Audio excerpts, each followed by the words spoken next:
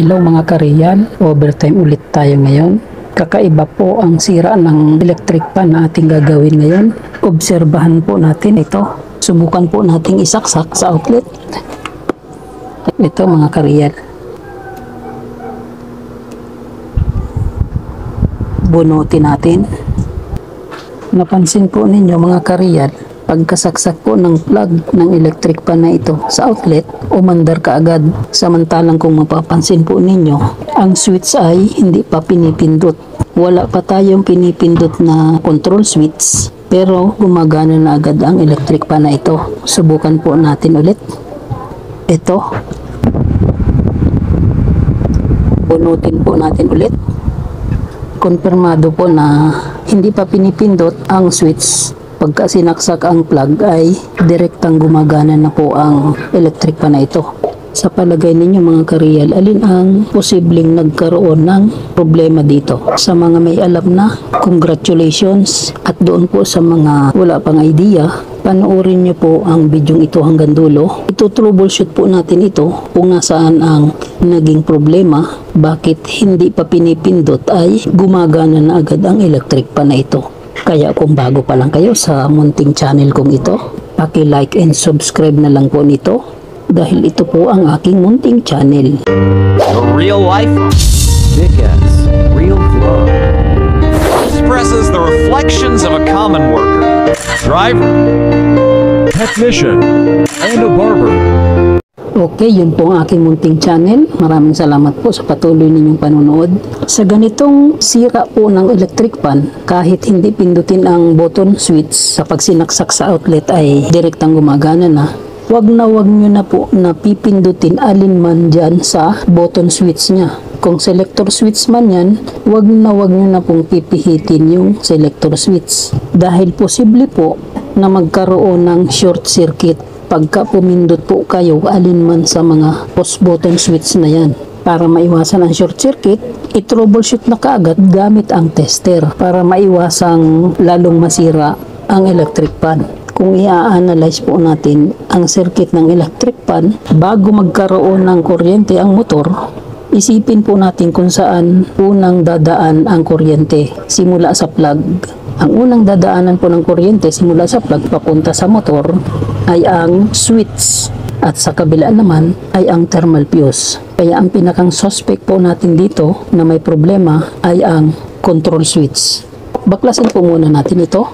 I-troubleshoot natin kung talagang switch nga ang naging problema. Tanggalin lang po natin yung takip sa base nya.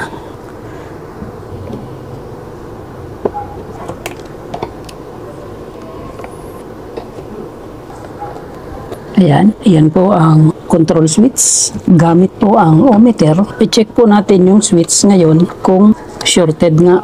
Ilagay lang po yung dalawang test probe sa line 1, line 2 ng plug ng electric pan. Ito. Naka-times 10 yung ating tester. Tingnan natin kung magkakaroon ng reading sa scale. Sa ganitong sitwasyon, kung shorted po yung switch, dapat nag-deflect na po yung meter pointer. Hindi po nag-deflect mga Korean. Walang galaw ang meter pointer. Pasensya na po kayo sa malabong scale ng tester dahil gabi po ngayon. Subukan po natin na pindutin yung number 1. Ayan, nagkaroon po ng reading mga Korean. Ilapit natin. Nanatiling nakakabit yung test probe sa line 1, line 2 ng AC plug. I-off natin. Ayan. Walang deflection. Pindutin natin sa speed number 2. Ayun, pumalo. May resistance. I-off. Sa number 3. Okay. May resistance. Good po yung switch mga Korean. Bakit pag sinasaksak natin sa outlet ay direktang umaandar ang electric pan, samantalang good naman yung control switch nya. Ulitin natin. Number 1 meron. I-off. Number 2 meron. Number 3 meron. Normal po yung switch mga Korean. Ngayon, subukan po natin na isaksak ulit ito sa outlet. Tingnan po natin kung direktang gagana ulit yung LC. Ito. Ayan, nakasaksak na pero hindi direktang gumana ang LC. Katulad kanina. Ano ang problema nito? Subukan natin na pindutin yung number 1. Ayan mga Korean, gumana. I-off natin. Ayan. Number 2. Gumagana mga Korean. Normal. Patayin ulit. Ayan. Normal na umiikot. Normal na namamatay mga Korean. Ilagay natin sa number 3. Ayan. Gumana na naman. I-off natin. Okay, namamatay naman. Kanina, direkta siyang gumagana pagka sinaksak sa outlet. Pero ngayon, naging normal. Ganyan ang sitwasyon mga Korean. Bunutin muna natin ito. At itong switch natin ay walang nakapindot. Ibig sabihin naka-off po yung ating control switch. Subukan ulit natin na isaksak ito sa outlet. Ayan. Mapapansin niyo, normal, hindi siya gumagana. Ilagay sa number 1. Ayan, umiikot ang LC. Patayin. Nananatiling nakasaksak po yung ating plug sa outlet. Subukan po natin na galawin yung switch niya. Ito po ay naka-off. Subukan po natin na galawin kung mayroong naglulus dito. Ayan, nakasaksak po yan mga Korean. Ayan, wala po. Gumagamit po ako ng lumnos para maiwasan po na makuryente. Para safe. Ayan. Wala po. Walang loose. Dito tayo sa main. O yun, gumagana mga Korean. O. Hindi po yan nakapindot. Wala pong nakapindot sa lahat ng push button niya. Pero pagka ginalaw ko po yung line 1, kung saan nakakabit sa common terminal ng switch, ito po yon. Subukan po nating ilawin, sagiin lang natin. Ayan po, pag sinasagi po natin, umaandar po yung electric fan. Okay, yan, nawawala po. Yan, nawawala. Okay, ganyan, nawawala. Subukan natin sagiin ulit. Ayun o. Gumagana po ang LC. Yan, nawala na naman. Nagkakaroon, nawawala. May problema po ang switch. Meron pong nag-short sa loob. Nag-short, nag-open po siya. Ibig sabihin, may loose ang switch nito sa loob. Para mas maganda po, palitan po natin ito ng ibang switch. Marami naman po akong available ditong ganitong klaseng switch. Palitan lang po natin ito. Tingnan natin kung magiging normal. Ulitin natin. Ayan mga Korean, oh. Naglulus. Pag ginalaw ay nagkakaroon ng connection. Bunutin lang natin. Nandyan po ang sira mga Korean. Sa pinakang common terminal ng switch. Tanggalin lang po natin ito.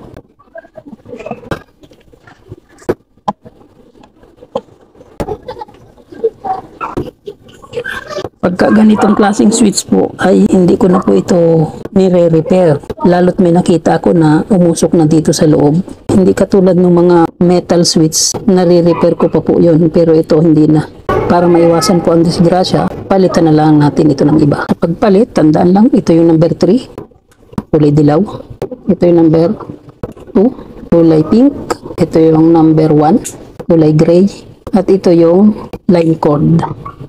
Yan po'y palatandaan para pagka nagbalik tayo ng bagong switch ay ito ang kukunan natin ng pattern. Okay, ito na po yung pamalit natin. Second hand din po ito. Kukunin lang po natin mga Korean yung button nito at ililipat dito sa ipapalit natin. Ayan po, nailagay na po natin yung mga button. Mapapansin niyo dito, yung pinakamalapit po ang common terminal.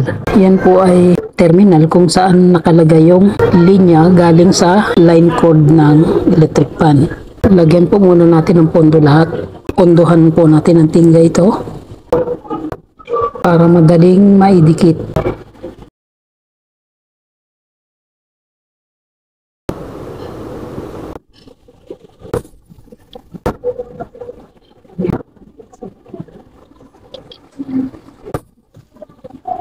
Ihinang lang po natin yung linya ng AC line cord. Okay. Ang number 1 dito ay yung kulay gray. Yun po ang ilagay natin dito.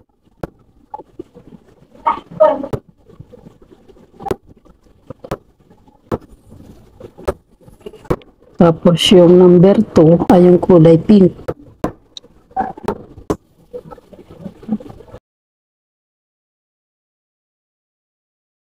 Siyempre, ang number 3 ay yung kulay yellow.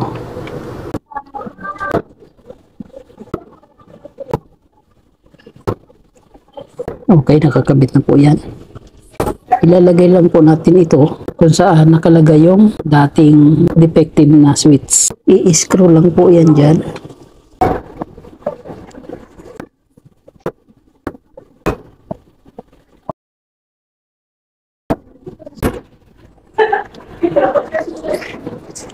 Ayan, nakakabit na po lahat ng terminals.